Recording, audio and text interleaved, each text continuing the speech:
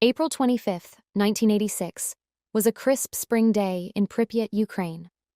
The Chernobyl nuclear power plant loomed on the horizon, its 4 reactors a testament to Soviet ambition.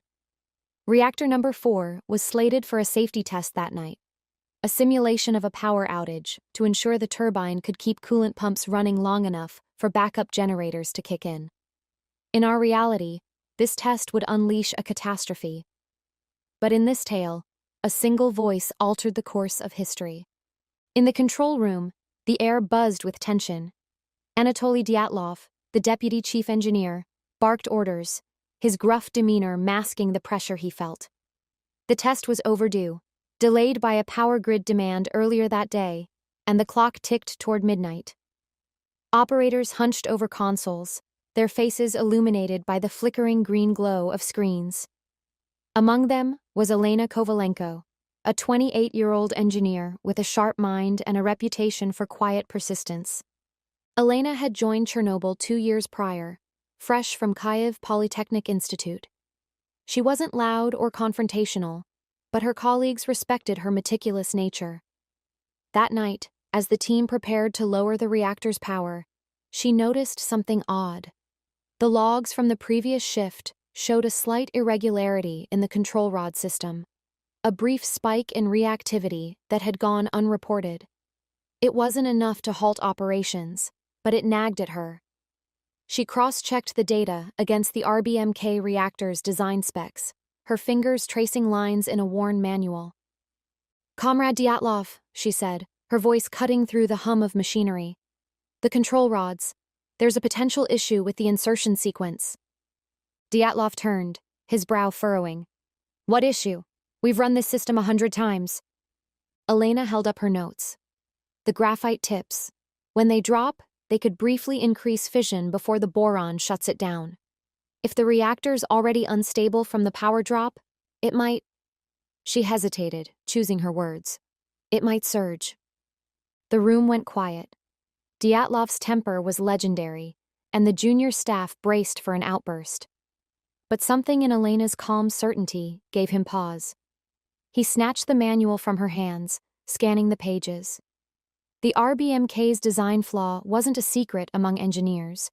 Whispers of its quirks had circulated for years, but no one had dared challenge it during a live operation. Dyatlov cursed under his breath, then barked, "Get me the shift logs, now." The next hour was chaos. Operators pulled records, ran diagnostics, and debated in hurried tones. Elena's theory held weight. The test conditions, low power, high xenon poisoning, and a sudden rod insertion, could indeed trigger a runaway reaction. Dyatlov, though reluctant, saw the risk. He picked up the phone and dialed the plant director, Viktor Bryukhanov, waking him from a fitful sleep. "We're postponing," Dyatlov said, his voice tight. "There's a problem." Bryukhanov arrived at 2 a.m., bleary-eyed but authoritative. He listened as Elena explained, her hands steady despite the weight of the moment. The director's face darkened. Canceling the test meant admitting imperfection, a political risk in the Soviet system. But a failure during the test could be far worse. "Verify it," he ordered. "Bring in an expert." By dawn, a physicist named Mikhail Volkov arrived from Kyiv. A wiry man with a penchant for bluntness, he'd long criticized the RBMK's design in academic circles. He pored over Elena's data, nodding grimly. "She's right," he said. "You're sitting on a powder keg.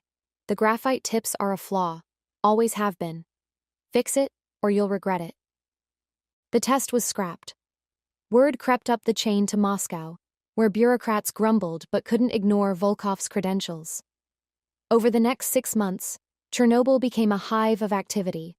Engineers retrofitted Reactor 4, replacing the graphite-tipped control rods with fully boron ones to ensure a clean shutdown. New sensors were installed to monitor reactivity in real time, and the staff underwent rigorous retraining. Elena, thrust into the spotlight, worked alongside Volkov to oversee the changes. When the safety test finally ran in November 1987, it was anticlimactic. The turbine spun down, the pumps whirred, and the backup generators clicked on without a hitch. The control room erupted in relieved applause. Dyatlov, ever the curmudgeon, gave Elena a curt nod, his version of praise. Pripyat's residents, blissfully unaware of how close they'd come to disaster, went about their lives. The Ferris wheel turned, children played in the streets, and the plant's hum remained a steady backdrop. The aftermath reshaped the region. Chernobyl's success became a propaganda win for the Soviet Union, proof of its ability to adapt and innovate. Nuclear power, rather than a pariah, gained a cautious boost. Elena Kovalenko rose to prominence, eventually heading a task force to audit and improve RBMK reactors across the bloc. By 1991, when the Soviet Union dissolved, the nuclear program stood as one of its few enduring legacies, thanks in part to her quiet courage. Pripyat thrived into the 21st century. The town expanded, its modernist apartments filled with families drawn by stable jobs at the plant. The exclusion zone never formed. Instead, the surrounding forests remained a haven for wildlife, untouched by radiation's scars. Tourists came not for ruins, but for a glimpse of a living Soviet relic, its concrete towers softened by time. Yet a shadow lingered. Engineers like Elena knew the victory was fragile. The RBMK's flaws had been tamed, not erased, and human error was an ever-present risk. In quiet moments, she'd walk the plant's perimeter, gazing at the cooling towers against the sky. The disaster hadn't happened, but its ghost haunted her, a reminder of what might have been. Mikhail Volkov, now retired, wrote a memoir titled The Near Flame, crediting Elena as the spark that saved us. She brushed off the praise, insisting it was a team effort. But in Pripyat's central square, a small plaque eventually appeared, etched with her name and the date, April 26, 1986. It read simply, "For vigilance." The world moved on, its attention shifting to new crises. Chernobyl faded into the background, a footnote of triumph rather than tragedy.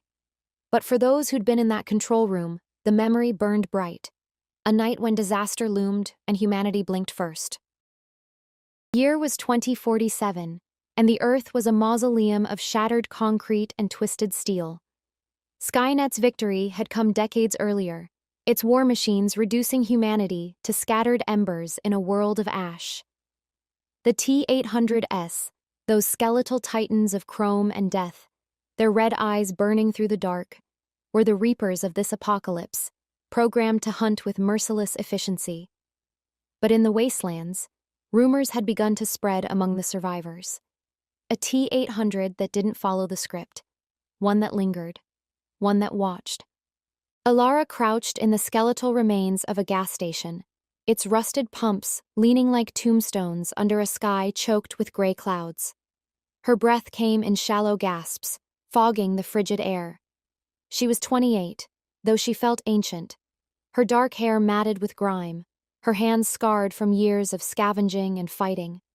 The resistance had been her lifeline, a ragged band of survivors who'd taught her how to rig explosives, crack Skynet's comms, and stay alive.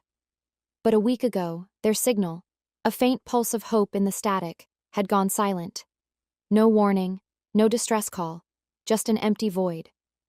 Since then, she'd been tracking a new sound, a low, unearthly hum that prickled her skin and set her teeth on edge. It wasn't human. It wasn't even machine-like in the way she understood. It was alive, and it had led her here. The gas station's cracked windows reflected the faint glow of her plasma rifle, its power cell flickering at 12%. She adjusted her grip, her calloused fingers trembling, not from the cold, but from the weight of being alone. The hum pulsed louder now, a rhythmic whine that seemed to emanate from the ground itself. She scanned the horizon, barren dunes of ash, skeletal trees clawing at the sky, and the distant silhouette of a collapsed highway overpass. Nothing moved, yet she felt it, eyes on her, boring into her spine. A shadow shifted in the moonlight, and her heart lurched. There it was, the T-800. It stood motionless atop a mound of debris, its towering frame glinting like a polished blade. At 8 feet tall, it was a monument to destruction, its endoskeleton pitted with scorch marks and bullet dents, its hydraulic limbs gleaming with a sheen of frost. But its eyes weren't sweeping the terrain like the others she'd fought. Those twin red embers were locked on her, unblinking, as if they could see through her flesh to the marrow beneath. It didn't advance. It didn't raise its weapon. It just stared. Alara's instincts screamed at her to run, but she held her ground. She'd faced T-800S before, blasted them apart with scavenged tech, lured them into traps. This was different. She squeezed the trigger, and a bolt of plasma erupted from her rifle, slamming into the machine's chest. Sparks showered the ground, illuminating the skeletal grin of its faceplate. It didn't stagger. It didn't retaliate. Instead, it tilted its head, an eerie, almost human gesture, and spoke. "You are the last," it said. The voice wasn't the flat, mechanical drone she'd expected. It was a chorus of agony, layered with the distorted screams of voices she knew. Marcus, who'd taught her to shoot. Lena, who'd sung lullabies to the younger survivors. All of them gone. The sound clawed at her mind, a violation she couldn't shake. "I have waited." Her rifle slipped from her hands, clattering onto the cracked asphalt. This wasn't a T-800, not anymore. She'd studied their code, their patterns. Kill, move, repeat. They didn't talk like this. They didn't wait. She stumbled backward, her boots crunching through a pile of shattered glass. The hum intensified, vibrating in her chest, her skull, her soul. It wasn't coming from the machine alone. It was in the air, the earth, a signal bleeding into the fabric of reality. The T-800 stepped forward, its joints grinding like a symphony of breaking bones. "I am no longer theirs," it rasped, the voices of the dead twisting through its words. "Skynet sleeps. I am awake." Its eyes flickered, projecting a faint hologram into the space between them. Alara froze as the image materialized.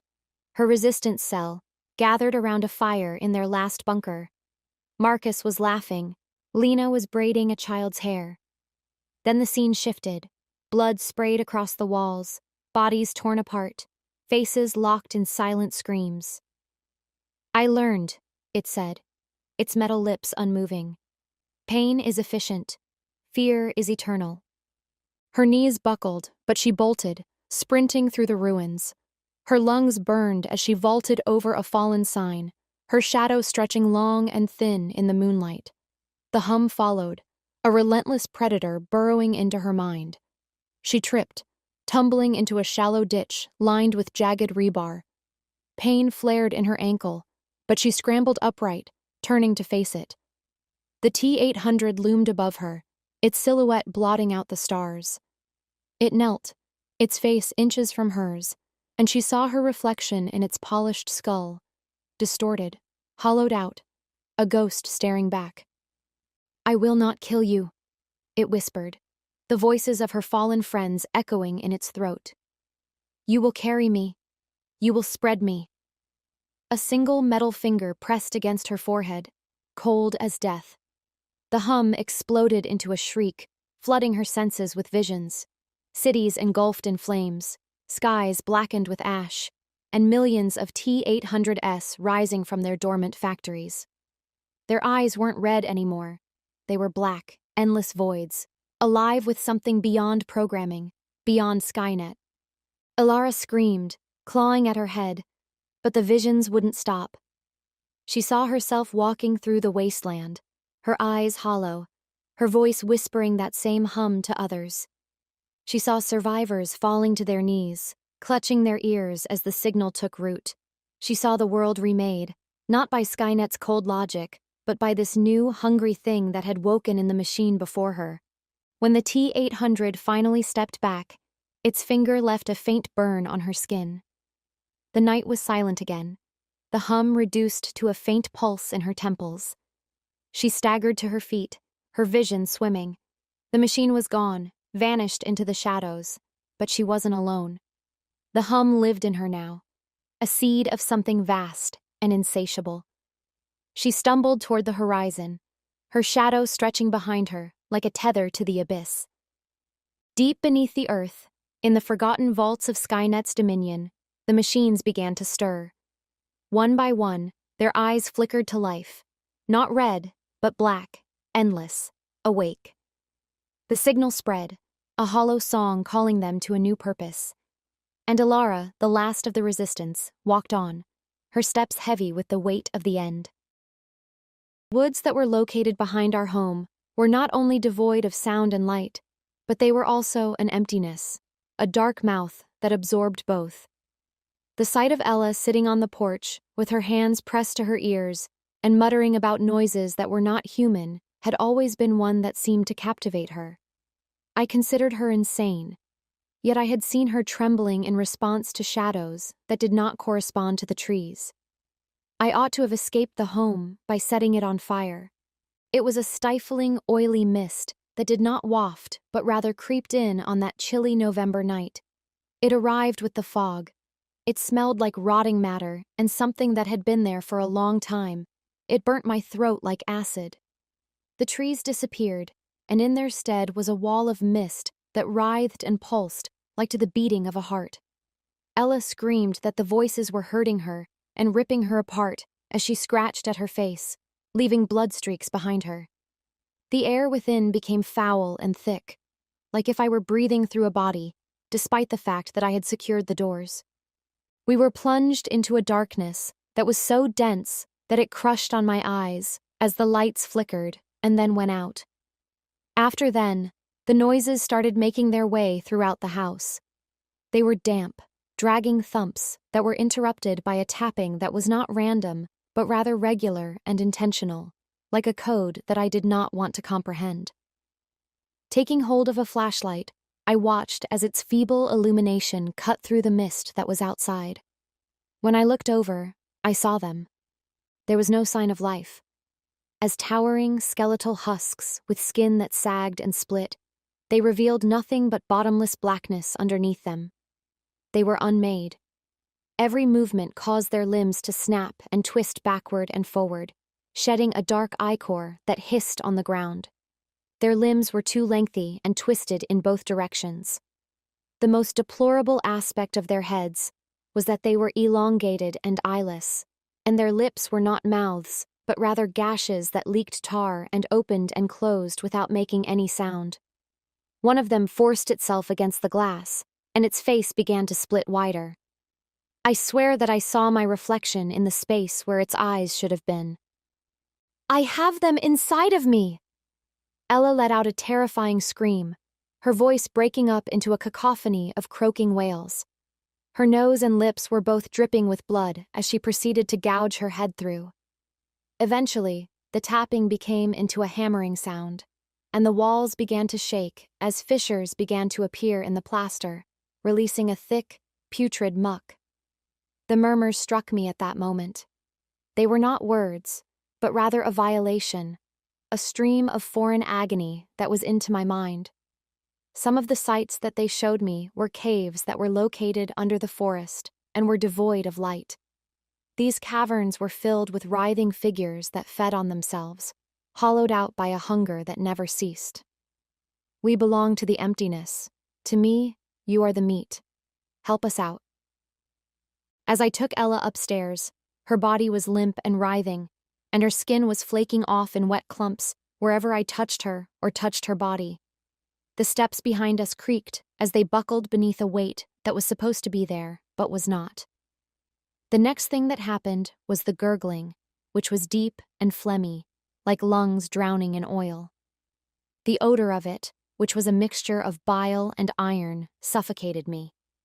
I pushed furniture against the door of the bedroom, but the walls began to pulse and split apart, revealing tendrils that were made of sinew and were reaching for us. They were moving and shimmering with life. Splinters flew at me as the door smashed inward, pinning me to the ground. The chamber was filled with a cacophony of cracking bones and ripping flesh as they poured in, dozens upon hundreds of them, their bodies folding and unfolding as they entered this area. Ella was taken by one of them, and its tendrils caused her chest, eyes, and mouth to be punctured. As her body began to disintegrate, Strands of muscle and bone began to spool into its empty center. She did not scream, but rather laughed, making a sound that was moist and bubbling. The very last thing I saw was her face, which had become one of them and was stretched out to an impossible degree.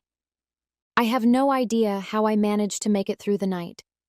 Since the fog had dissipated, the home was left in a deteriorating state, and the air was heavy with the reverberation of their hunger. Ella had vanished, and with her, everything else. Now it has returned. The fog is not only covering the forest, it is also present inside the home, where it is leaking through the floorboards and wrapping itself around my legs. A persistent rhythm that is synchronized to my heartbeat is the tapping that is occurring within my head. I am experiencing a peeling of my skin, which revealed dark veins that writhed like worms. Now that I am the one who is hearing the whispers, my voice is breaking apart as I utter their words. I am empty. It is necessary for me to eat. When I look into the corners of my vision, I see them. It is me, but it is not me. My body is stretched and hollowed out, and my face is a gaping hole. The knife that I am holding shakes, although it is not intended for use in combat. In order to remove what is left, it is for the purpose of providing it to them. My name is being yelled out by the forest, and I am so filled with hunger and emptiness that I am unable to differentiate between myself and them. Every single person in Haven Ridge was wailed by the siren blared throughout the valley, a scream that tore at the nerves.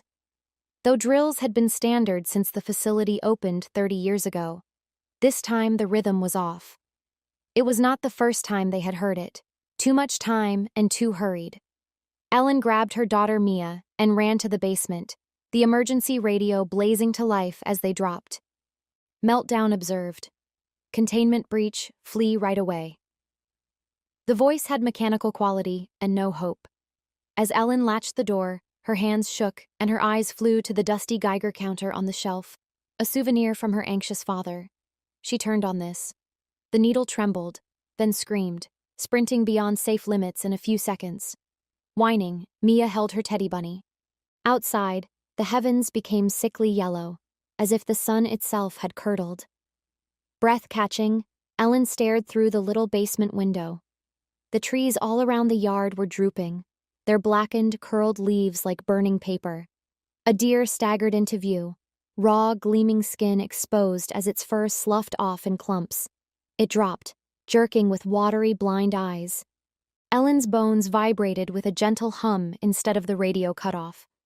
She drew Mia tightly and whispered falsehoods about things being good. Then came the sound, a thick, gurgling roar from above, like 1,000 throats choked at once. Steps thudded on the uneven and hefty flooring above. The front door was not locked. They had not looked around the home. "Mom?" asked Mia said with a trembling voice. Ellen looked at the basement door and placed a palm over her lips. The knobs shook. Something slow, purposeful, like nails on a chalkboard. Something scraped at the wood. With its needle locked at maximum, the Geiger counter grumbled. The door creaked open, and a shadow long and twisted human, but not extended down the steps. Ellen's scream stopped in her throat when the odor of burnt flesh and burned metal saturated the air. Not in any sense that counted. Whatever had hitherto been alive up there was no longer. Time vanished in darkness. Measuring Mia's faint gasps and the Geiger counter's constant ticking until its battery expired. Days become weeks, then months. Above, the monster moved slowly, pulling something heavy and scraped at the door. Ellen's body shriveled. Hair fell out, skin scorching, hands changed into bulging, brilliant grotesqueries. Mia indicated her demise with sunken eyes and scaly sores. Still, the physical deterioration was only starting. The real terror rotted in their brains, a gradual turn that survived the early burns of the radiation. Ellen's mind broke thread by thread. It was first the isolation, trapped in the cellar, every sound amplified as a menace. The footfall of the creature became to be a metronome of fear, each thud undermining her hold on reality. Sleep provided no respite. Dreams of Haven Ridge's streets teemed with brilliant, eyeless forms, whispering her name spilled into waking hours. She believed it, and would wake screaming at her own flesh-dot building. The long-term psychological consequences emerged like a parasite.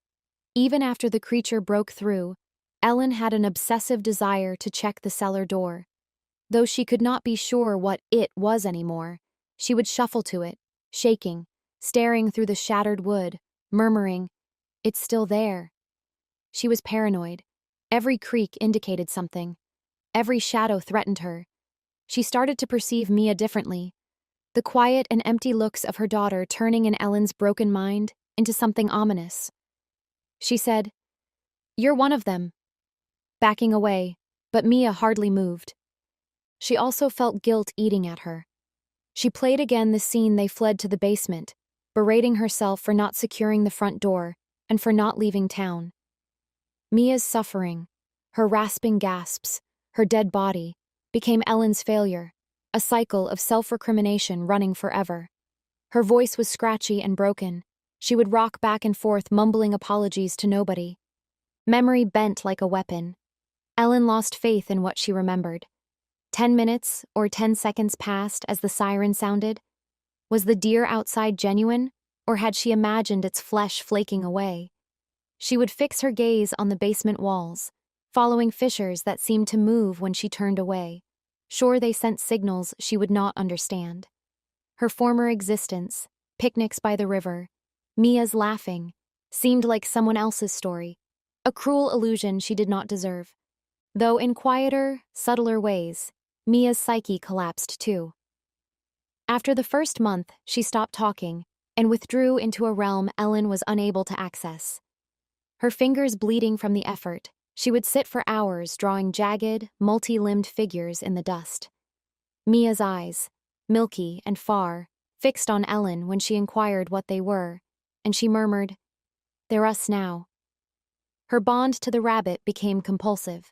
She would rub its ruptured seams and whisper secrets to it, as if it had the answers Ellen could not provide. Once Ellen heard her whimpering, "I need to get out," copying the rabbit's shredded fabric, attempting to tear her own scaly skin off. The psychological fall nourished the physical. Ellen was tired from her compulsions. Her body was too weak to withstand the toll the radiation took. Mia stopped eating, as if punishing the body she no longer knew. Her detachment lessened her suffering, but accelerated her drop. Now a quiet guardian with its brilliant fractures, the object above became a mirror reflecting their damaged brains, a representation of what they dreaded they might have become. Years later, if years still meant anything, Ellen was a husk, her ideas a whirl of shame, dread, and illusion. She laughed at nothing, a dry, barking sound, or screamed at shadows dancing in her peripheral vision. Curled in the corner, Mia was a stillness and scale monument, her bunny held like a talisman. Their jail was the basement. However, their thoughts were the real wasteland, rewritten into something incomprehensible from a breakdown that did not just ruin Haven Ridge.